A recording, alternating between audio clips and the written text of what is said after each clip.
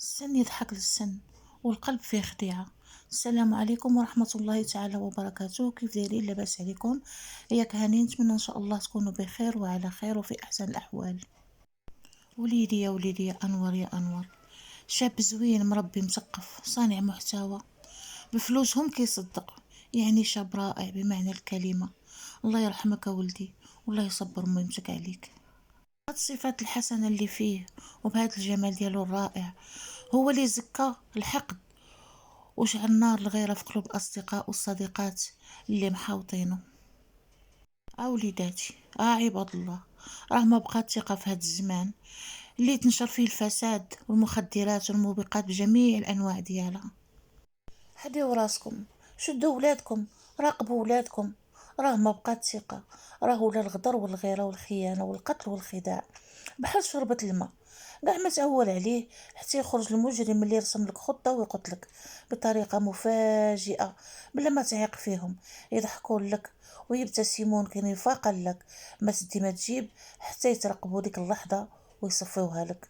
فحذار من الأصدقاء والصديقات وكذلك الأقارب، فخلوا علاقتكم محدودة وسطحية، ودائما أسراركم ما تخرجوهاش، احتفظوا بها في قلوبكم، فما تهوروش وتدخلوا الناس غرباء ما كتعرفوهمش لبياتكم وتستقبلوهم في ديوركم. الله يرحمك يا ولدي بواسع الرحمة. حقيقة أن أنور هو متخلق وظريف ووسيم ومربي وولد الناس، ولكن للأسف كذب عليكم الكاذب اللي دارتها ليه هي الرفقة ديال السوء. عباد الله، اختاروا الأصدقاء ديالكم وعرفوا مع من. راه الصاحب ساحب، يعني كيف ما كان نوع داك الصاحب راه غادي تتبعوا في داك الأفعال ديالو، التصرفات ديالو. والله يهدي ما خلق هذا مكان. وكما تيقول المثال، ربط تلقى ما تسيب. الله يرحمه ويهدي وليداتنا الطريق المستقيم. هادشي ولا كيخلع، الجريمة ولات كطول نهار بعد نهار. هادشي والله العظيم لو ولا كيهضر في الخاطر.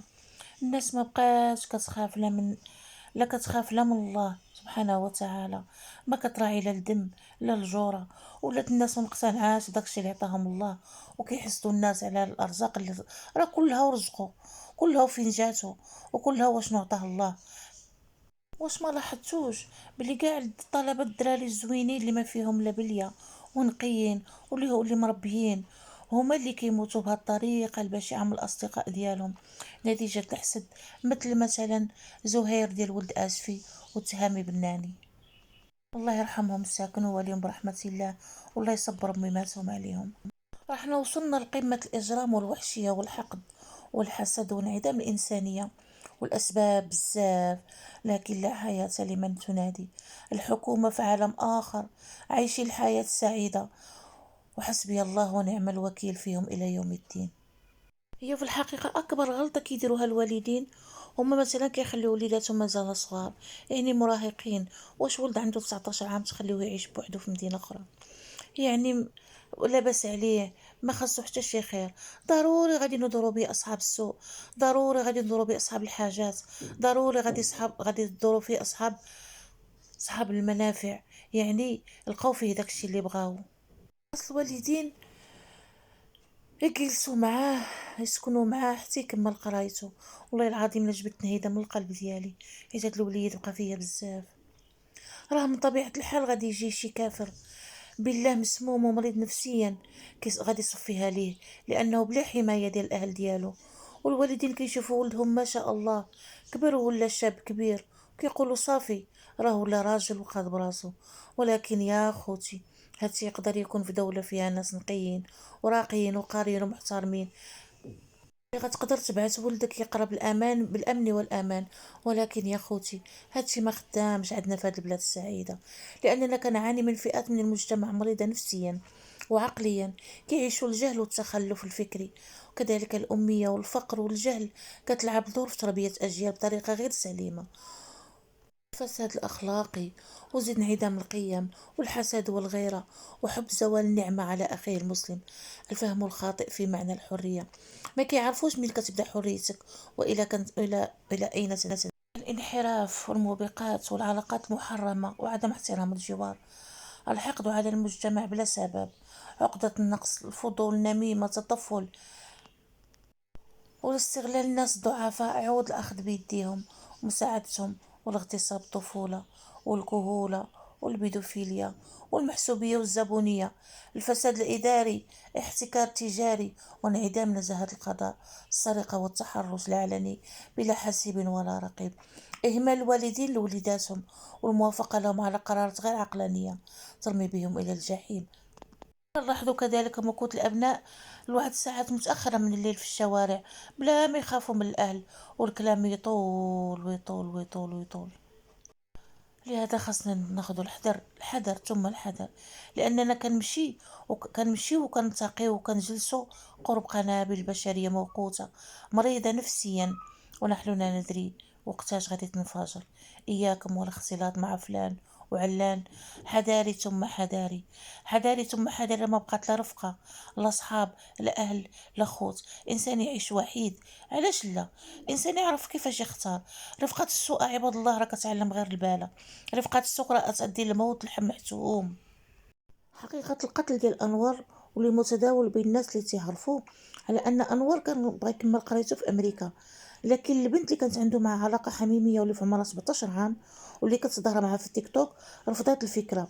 يعني ما بغاتوش يخليها بوحدها، خاصة أنه مثلا داك أنه كان عندها علاقة حميمية كما قلت من قبل. كما تيقولوا اما شرباتو شي مخدر او لا شي حاجه، المهم باش ضرباتو بالسكين في الاول. لانه لا يعقل انا بنت عندها 17 عام عندها بنيه ضعيفه تقدر تبارك الله على داك الشاب اللي هو وسيم، اللي هو مثلا قوي ورياضي، يعني غتقدر عليه بوحدها. وملي ما لقاتو، ملي ما ماتش ليها، عيطات على شي حد من العائله ديالها، شي ولد هو اللي صفاها ليه، يعني ذبحهم الوالد على الوالد.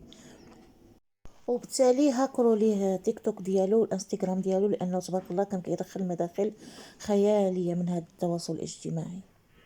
حادثه سير الانتقام من زمان موجوده في صحبه السوء. كيقول المثل: احذر من عدوك مره واحذر من صديقك 1000 مره. فربما انقلب الصديق عدوا وكان اعلم بمضرة. ربي يسترنا في هذه الدنيا. الحسد والحقد بنادم ما بغاش يتسالى.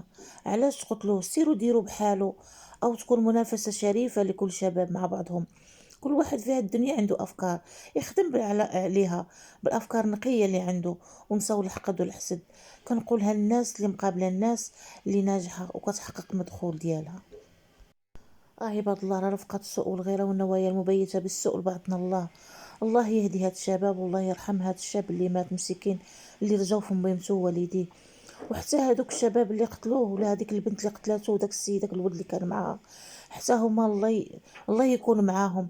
لان حتى والديهم حتى هما ترزاو فيهم، حتى هما ما غاديش يبغيهم يكونوا مجرمين، وكانوا كتمناو يشوفوهم شي حاجه كبيره في المجتمع حتى يوليو كابرين في السجون بالاجرام. الله يستر وليداتنا وليدات المسلمين، والله يرحمه ويعطي الاهل ديالو الصبر والسلوان. وهذا ما كان، والله يرحمنا برحمته الواسعه. والله إن العين لتدمع والقلب كيتقطع على هذا الشاب الخلوق الجميل الصورة، مستوى علمي عالي، المربي. هذا نتيجة رفقاء السوء. الله يرحمه، نعاود نقولها: الله يرحمه والله يصبر والديه عليه. واخيرا غنقول ان اللوم ما كيوقعش على الوالدين. علاش؟ حيت وليداتنا دابا في هذا الوقت ولاو صعيب باش تشدهم. وتلاحظوا مؤخرا بلي كنشوفوا بزاف د الحوادث من هذا النوع كيمشيو فيها الشباب ضحيه، حيت صعيب تضبطوا وليدات عندهم 17 عام 18 عام، حيت يقول لك انا وليت راجل وماشي باقي صغير، ثقي فيا الوالده. المهم كلشي كيعاني مع ولادو. هاد الجيل صعيب وزروان وزربان، باغي يعيش الحياه طول وعرض في سن مبكره. هذا انتحر، هذا انتحر، هذا تقتل، هذا غرق، هذا حرق. الله ينزل لطف بنا يا رب العالمين. وكما كتشوفوا هذه هي نتيجة رفقاء السوء، كثرة الأصدقاء. نصيحتي لأي واحد سواء طالب أو طالبة: ما عليكم غير ابتكار، ما ندير صحاب ما ندير صحابات، ما نثق في حد، نكون زوين مع كل شيء ونوقر كل شيء، ونتبع طريق الله والله ما نخاف. واخيرا كنقول عباد الله: راقبوا ولادكم وبناتكم. راه افات التهور والفساد الاخلاقي تخترق في صفوف الطلبه بشكل كبير، اضافه المخدرات والتدخين والخمر تقريبا في جميع المدن. تحياتي لكم جميعا، ما تنسوش الجيم واشتراك.